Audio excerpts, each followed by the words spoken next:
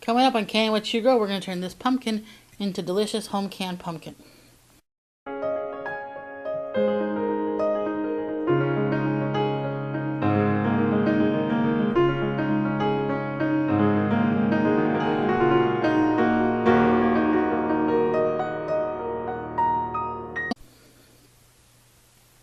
Welcome to Canning What You Grow. I'm Holly Baird.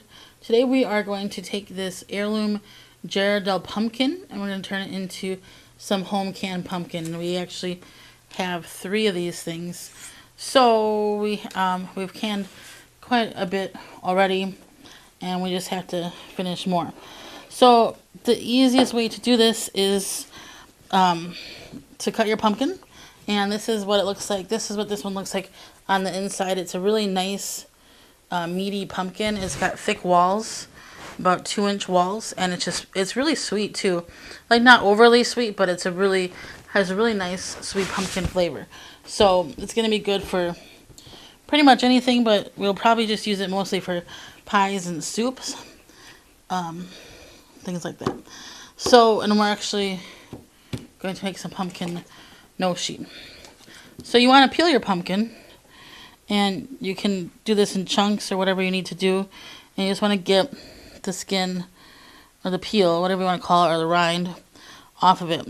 And you can kind of chop it off, and sometimes this is easier than others. So a lot of this, the pressure canning part is pretty simple. This part is the kind of labor intensive part. Then you just come back with your peeler and clean it up a little bit. Okay, so then what we do is as we get chunks, I'm just going to cut some chunks here and kind of show you. We do about 1-inch cube chunks. So that's a good size, and that's a good size. Okay, so our pressure canner holds 4 quarts. And so what we do to know how much we need while we're processing those 4 quarts, because it does take some time for it to process. We take a quart jar, we fill it up with the pumpkin as we chop it up, and then we put it into the stock pot. And we do this about 4.5 times, 4 3/4, because even though you're cooking it quickly, it does shrink down a little bit.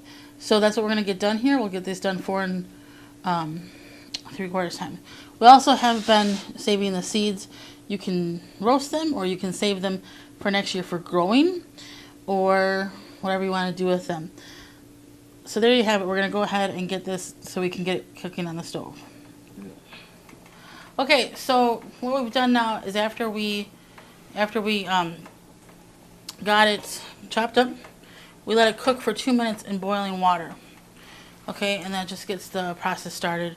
And what you're going to do is you're going to get it into the jars. And so let's do that. Alright, so you want to make sure that you're doing this in cubes.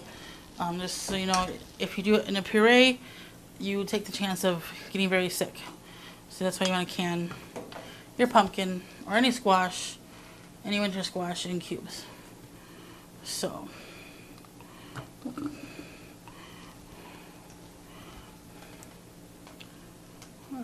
let's get that in there.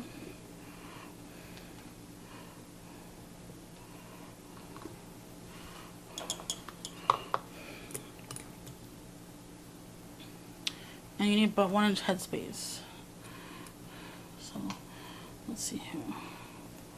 I don't want to be too forceful, but if you shake it sometimes, there we go. Okay. So then we just ladle it with our.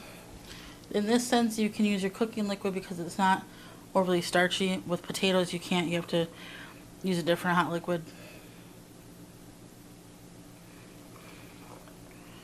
Alright.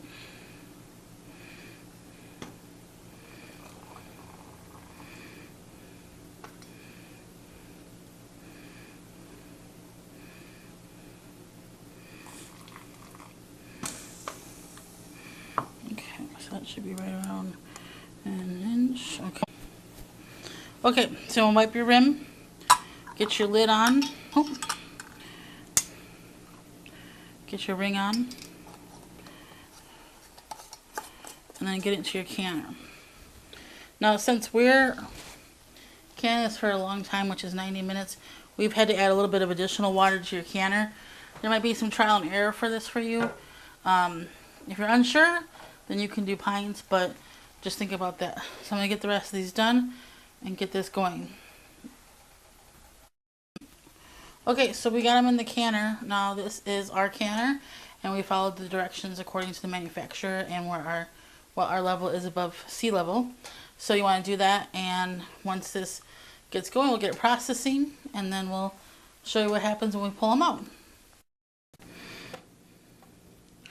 Okay, so the pressure has come off of the canner, and we're ready to get these out of the canner. And it's normal that there's some water like that. Okay, so as we get them out, we're just going to let them cool down. It does take quite a while because it does get quite hot in the canner. We're going to go ahead and store them with out the rings on, and they'll store for a good amount of time. So there you have it.